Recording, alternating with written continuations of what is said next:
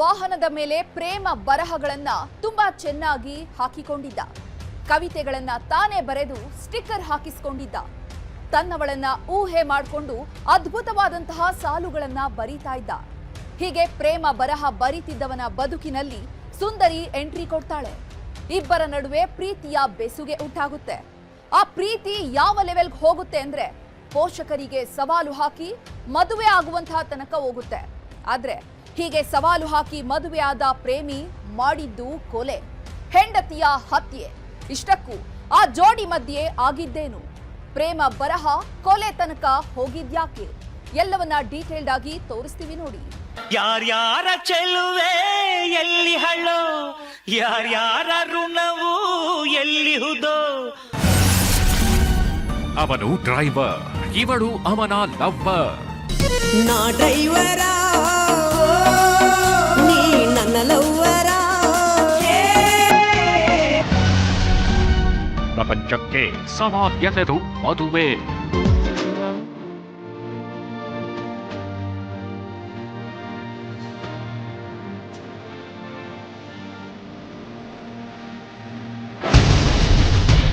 ಪ್ರೀತಿಗೆ ಗಿಟ್ಟೆ ಬಿಟ್ಟ ಗಂಡ.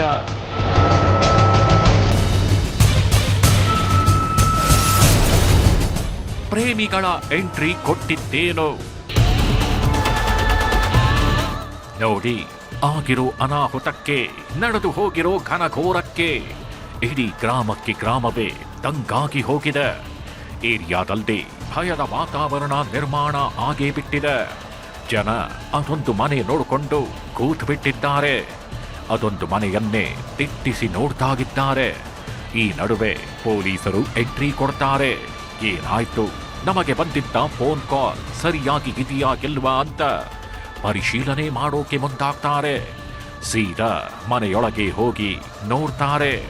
ಈ ವೇಳೆ ಪೊಲೀಸರೇ ಒಂದು ಕ್ಷಣ ಶಾಕ್ ಆಗಿ ಹೋಗ್ತಾರೆ.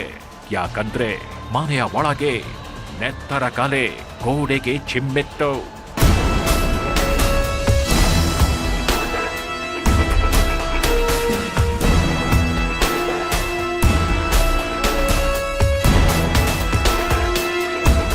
ಬೆಳಗ್ಗೆ 8 ಗಂಟೆ ಸುಮಾರು. ಆಗಷ್ಟೇ ಮೈ ಕೊರೆಯುವ ಚಳಿಯಿಂದ ಪೊಲೀಸರು ಹೊರಗೆ ಬಂದಿದ್ರು. ಈ ನಡುವೆ ಪೊಲೀಸರಿಗೆ ಒಂದು ಫೋನ್ ಕಾಲ್ ಬಂದಿತ್ತು. ಅದೊಂದು ಮನೆಯಲ್ಲಿ ನಡಿಬಾರದ್ದು ನಡೆದು ಬಿಟ್ಟಿದೆ ಅಂತ ಫೋನ್ ಮಾಡಿದ್ರು. ಹೀಗಾಗಿ ಪೊಲೀಸರು ಸ್ವಲ್ಪ ಸಮಯದ ನಂತರ ಸ್ಪಾಟ್ಗೆ ಎಂಟ್ರಿ ಕೊಡ್ತಾರೆ. ಏನಾಯ್ತು ಅಂತ ಇಂಚಿಂಚು ಬಿಡದೆ ಜಾಲಾಡ್ತಾರೆ. ಆದರೆ ಮನೆಯಲ್ಲಿ ಮೃತದೇಹ ಇರೋದಿಲ್ಲ. ಯಾಕೆಂದ್ರೆ ಅದಾಗಲೇ ಆ ಮೃತದೇಹವನ್ನ ಆಸ್ಪತ್ರೆಗೆ ಶಿಫ್ಟ್ ಮಾಡಲಾಗಿತ್ತು. ಆದರೆ ಮನೆಯೊಳಗಿನ ನೆತ್ತರ ಕಲೆಗಳು ಕೊಲೆಗೆ ಸಾಕ್ಷಿ ಹೇಳ್ತಾಗಿದ್ವು. ಹೀಗಾಗಿ ಪೊಲೀಸರು ಈ ಮನೆಯಲ್ಲಿ ವಾಸಾಗಿದ್ದು ಯಾರು, ಏನಾಯ್ತು ಅನ್ನೋ ಸತ್ಯವನ್ನ ಕೆದಕೋಕೆ ಮುಂದಾಗ್ತಾರೆ. ಆಗ ಗೊತ್ತಾಗೋದೆ ಪ್ರೇಮಿಗಳಿಬ್ಬರ ಲವ್ ಸ್ಟೋರಿ. ಆ ಲವ್ ಸ್ಟೋರಿ ಹಿಂದಿನ ಕಹಾನಿ, ಆ ಬಳಿಕದ ಸಾವಿನ ಕರಾಳ ಸತ್ಯ.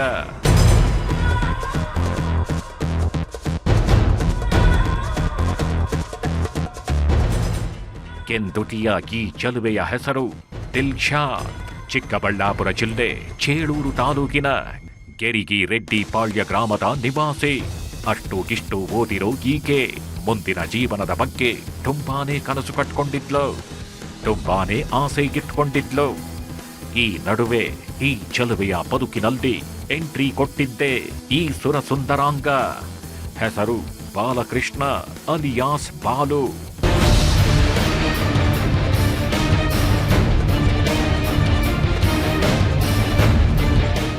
ಈ ಬಾಲು ಕೂಡ ಚಿಕ್ಕಬಳ್ಳಾಪುರ ಜಿಲ್ಲೆಯ ಚೇಳೂರು ತಾಲೂಕಿನ ಗೆರಿಗೆ ರೆಡ್ಡಿ ಪಾಳ್ಯ ಗ್ರಾಮದ ನಿವಾಸಿಯೇ. ಈತ ಒಬ್ಬ ಕ್ಯಾಬ್ ಡ್ರೈವರ್, ಶ್ರಮಜೀವಿ. ನಾ ಡ್ರೈವರ, ನೀ ನನ್ನ ಲವ್ವರ ಅಂತ ಕಾರಿನಲ್ಲಿ ಯಾವಾಗಲೂ ಹಾಡು ಹಾಕ್ಕೊಂಡೇ ಓಡಾಡ್ತಿದ್ದ. ಕಾರಿನ ಹಿಂದೆ ಪ್ರೇಮದ ಸಾಲುಗಳನ್ನ ಬರೆಯಿಸಿದ್ದ. ತನ್ನ ಹುಡುಗಿ ಹೇಗಿರಬೇಕು ಅಂತ ಕವನಗಳ ಮೂಲಕ ಹೇಳುತ್ತಿದ್ದ. ಪ್ರೀತಿ ಮಾಡಿ ಮದುವೆ ಆಗಲೇಬೇಕು ಅಂತ ಡಿಸೈಡ್ ಆಗಿದ್ದ. ಹೀಗಿದ್ದವನ ಕಣ್ಣಿಗೆ ಬಿದ್ದಿದ್ದೆ ಈ ದಿಲ್ಶಾದ್. ತಮ್ಮದೇ ಗ್ರಾಮದ ಯುವತಿ.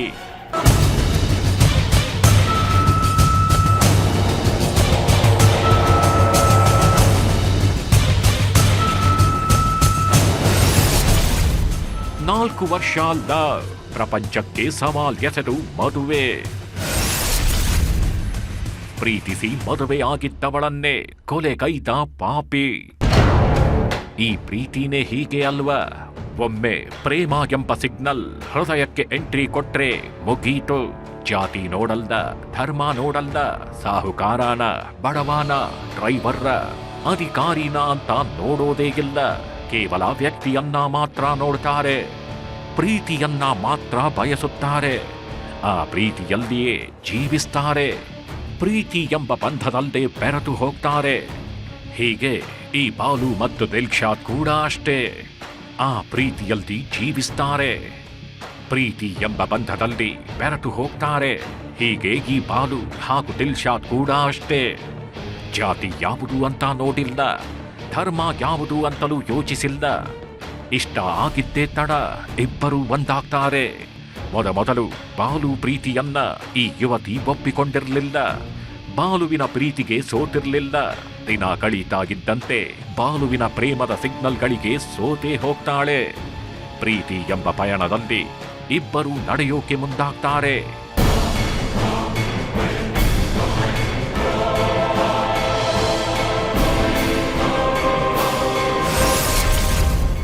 ಪ್ರೀತಿಗೆ ಪೋಷಕರ ವಿರೋಧ, ಆದರೂ ಒಂದಾಗಿತ್ತು ಜೋಡಿ. ಕಳೆದ 4 ವರ್ಷಗಳ ಹಿಂದೆ ನಾ ಡ್ರೈವರ್, ನಾ ನಿನ್ನ ಲವ್ವರ್ ಇಬ್ಬರು ಸೇರಿದ್ರೆ ಬಾಳು ಬಂಗಾರ ಅಂತ ಅಂದುಕೊಂಡು ಒಂದಾಗಿದ್ದ ಈ ಜೋಡಿ ವಿಷಯ ಇಡೀ ಊರಿನ ಜನರಿಗೆ ಗೊತ್ತಾಗತ್ತೆ. ಇಬ್ಬರ ಮನೆಯಲ್ಲೂ ಪ್ರೇಮ ವಿಚಾರ ಗೊತ್ತಾಗತ್ತೆ. ಈ ವೇಳೆ ಸಹಜವಾಗಿ ಪೋಷಕರು ಮದುವೆಗೆ ವಿರೋಧ ಮಾಡಿದ್ರು. ಧರ್ಮದ ಹೆಸರಲ್ಲಿ ಪ್ರೇಮಿಗಳನ್ನ ದೂರ ಮಾಡೋಕೆ ನೋಡಿದ್ರು. ಆದರೆ ಇವರಿಬ್ಬರು ಇಡೀ ಪ್ರಪಂಚಕ್ಕೆ ಸವಾಲ್ ಎಸೆದು ಮದುವೆಯಾಗ್ತಾರೆ. ಪ್ರೇಮಿಗಳಂದ್ರೆ ಹೇಗಿರಬೇಕು ಅಂತ ನಾವು ಬದುಕಿ ತೋರಿಸ್ತೀವಿ ನೋಡಿ ಅಂತ ಚಾಲೆಂಜ್ ಹಾಕ್ತಾರೆ. ಈ ನಡುವೆ ಮದುವೆ ಬಳಿಕ ದಿಲ್ಶಾದ್ಗೆ ಹೆಸರು ಬದಲಿಸಿ ಕವಿತಾ ಅಂತ ಹೆಸರಿಡ್ತಾನೆ. ಕವಿತಾ ಅಂತಲೇ ಕರೆಯೋದಕ್ಕೆ ಶುರು ಮಾಡ್ತಾನೆ. ಹೀಗೆ 4 ವರ್ಷ ಇಬ್ಬರು ಸಂಸಾರನೂ ಮಾಡಿದ್ರು. ಇವರ ಸಂಸಾರಕ್ಕೆ ಸಾಕ್ಷಿ ಎಂಬಂತೆ ಇಬ್ಬರು ಮಕ್ಕಳು ಕೂಡ ಆಗಿದ್ರು. ಆ ಮಕ್ಕಳೊಂದಿಗೆ ಕಾಲ ಕಳೀತಾಗಿರ್ತಾರೆ. ಆದರೆ ನವೆಂಬರ್ 28ನೇ ತಾರೀಕು ಅದೇನಾಯ್ತೋ ಏನೋ, ಇದೇ ಮನೆಯಲ್ಲಿ ಪ್ರೀತಿಸಿ ಮದುವೆಯಾಗಿದ್ದವಳಿಗೆ ಗಂಡನೇ ಚಟ್ಟ ಕಟ್ಟಿದ್ದಾನೆ.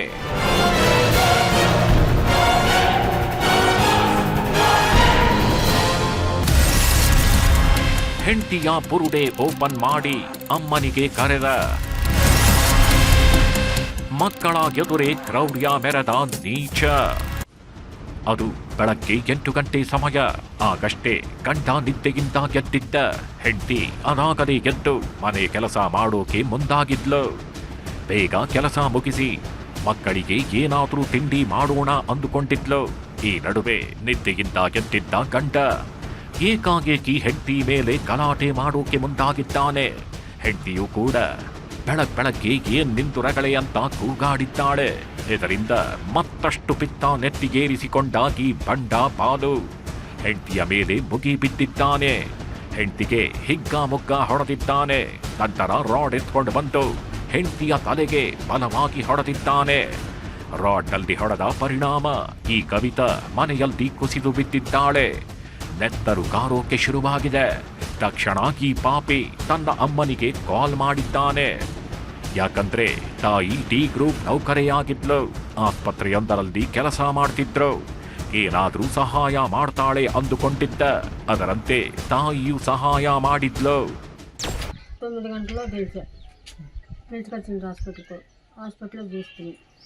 హాస్పిటల్ ఇంకా చాలా ఇదేందని గుంటమారి హాస్పిటల్కి పిలుచుకొని పోతాము, అడ్మిట్ చేస్తామని తీసుకొచ్చేసింది. మళ్ళీ వచ్చింది చాలా సీరియస్ అయిపోయిందమ్మా అంటే మళ్ళీ పిలుచుకొని రమ్మని హాస్పిటల్ కట్టి మళ్ళీ పోయి అంబులెన్స్ బుక్ చేసుకొని అంబులెన్స్లో పిలుచుకొని బాగేపల్లిపోయినాం. బాగేపల్లిలో ఎట్లెట్లా కూర్చుని ఏంటిగా కూర్చుని అడిగినారు. ಈ ಪಾಪಿ ಬಾಲುವಿನ ಬ್ಯಾಡ್ಲ ಕವಿತಾ ಅದಾಗಲೇ ಕೊನೆ ಉಸಿರು ಎಳೀತಿದ್ಲು. ಆಸ್ಪತ್ರೆಗೆ ಕರೆದುಕೊಂಡು ಹೋದ್ರು. ಏನೂ ಪ್ರಯೋಜನ ಆಗಿರಲಿಲ್ಲ. ವೈದ್ಯರು ಕೂಡ ಕವಿತಾಳನ್ನ ಉಳಿಸೋ ಪ್ರಯತ್ನ ಮಾಡಿದ್ರು. ಆದರೆ ತುಂಬಾನೇ ರಕ್ತ ಹೋಗಿದ್ರಿಂದ ಕವಿತಾ ಕೊನೆಯುಸಿರು ಎಳೀತಾರೆ. ವೈದ್ಯರು ಸತ್ತಿದ್ದಾಳೆ ಅಂತ ಡಿಕ್ಲೇರ್ ಮಾಡ್ತಾರೆ.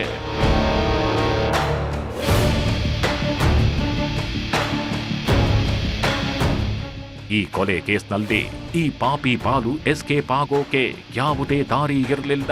ಯಾಕಂದ್ರೆ ಅದಾಗಲೇ ಪೊಲೀಸರಿಗೆ ವಿಷಯ ಮುಟ್ಟಿತ್ತು. ಪೊಲೀಸರು ಮನೆ ಬಳಿ ಆಗಮಿಸಿದ್ರು, ಪರಿಶೀಲನೆ ನಡೆಸಿದ್ರು. ಇಷ್ಟೇ ಅಲ್ಲ, ಆಸ್ಪತ್ರೆಯ ಬಳಿಯೂ ಪೊಲೀಸರು ಆಗಮಿಸಿದ್ರು. ಹೀಗಾಗಿ ಪೊಲೀಸರು ಬಾಲುವನ್ನ ಬಂಧಿಸಿ ಕೊಲೆ ಪ್ರಕರಣ ದಾಖಲಿಸಿಕೊಂಡು ವಿಚಾರಣೆ ಮಾಡ್ತಾರೆ. ಕೊಲೆ ಹಿಂದಿನ ಸತ್ಯ ಏನು ಅಂತ ಆರೋಪಿಯಿಂದಲೇ ಬಾಯಿ ಬಿಡಿಸ್ತಾರೆ. ಏನಾಯ್ತು, ಯಾಕೆ ರಾಡ್ನಲ್ಲಿ ಹೊಡೆದು ಕೊಂದೆ ಅಂತ ಪ್ರಶ್ನೆ ಕೇಳಿದಾಗ ಅಸಲಿ ಸತ್ಯ ಹೊರಹಾಕ್ತಾನೆ. ಹೆಂಡತಿಯ ನಡೆ ಸರಿ ಇರಲಿಲ್ಲ ಅಂತ ಹೇಳ್ತಾನೆ. ನಮ್ಮ ಮಾಹಿತಿ ಪ್ರಕಾರ ಗೆರಿಗ ರೆಡ್ಡಿಪಾಳ್ಯ ವಿಲೇಜ್ ಅಲ್ಲಿ ಗಂಡ ಹೆಂಡತಿ ಇದು ಗಲಾಟೆ ಆಯಿತು. ಗಂಡ ಹೆಸರು ಬಾಲು ಮತ್ತೆ ವೈಫ್ ಹೆಸರು ಕವಿತಾ ಅಲಿಯಾಸ್ ದಿಲ್ಶಾದ್. ಇವ್ರದ್ದು ಗಲಾಟೆ ಸ್ಟಾರ್ಟ್ ಆಯಿತು ಮನೆಯಲ್ಲಿ. ಏನಾದರೂ ಇಲ್ಲಿಗಲ್ ರಿಲೇಷನ್ ಇದೆ, ಅಫೇರ್ ವಗೇರೆ ಇದೆ, ಈ ಕಾರಣ ಬಗ್ಗೆ ಗಂಡ ವೈಫ್ ಜೊತೆ ಗಲಾಟೆ ಮಾಡಿದ್ದಾರೆ. ಆ ಟೈಮ್ಗೆ ಅವರಿಗೆ ರಾಡಿಂದ ಏನು ಹೊಡೆದಿದ್ದಾರೆ ತಲೆ ಮೇಲೆ. ಪ್ರಪಂಚಕ್ಕೆ ಸವಾಲ್ ಎಸೆದು ಮದುವೆಯಾಗಿದ್ದಾಗಿ ಜೋಡಿ ಪ್ರಾರಂಭದಲ್ಲಿ ಖುಷಿಯಾಗಿ ಸಂಸಾರ ಮಾಡಿತ್ತು. ದುಡ್ಡಿನ ಕೊರತೆ ಇದ್ರು ಪ್ರೀತಿ ಎಂಬ ಬಂಧದಲ್ಲಿ ಹ್ಯಾಪಿಯಾಗಿ ಜೀವನ ಮಾಡ್ತಾರೆ. ಆದರೆ ದಿನಗಳೆದಂತೆ ಹೆಂಡತಿ ಹೆಚ್ಚಾಗಿ ಮೊಬೈಲ್ ಬಳಸೋದಕ್ಕೆ ಮುಂದಾಗ್ತಾಳೆ. ಇದನ್ನ ಗಂಡ ಬಾಲು ಗಮನಿಸಿದ್ದಾನೆ.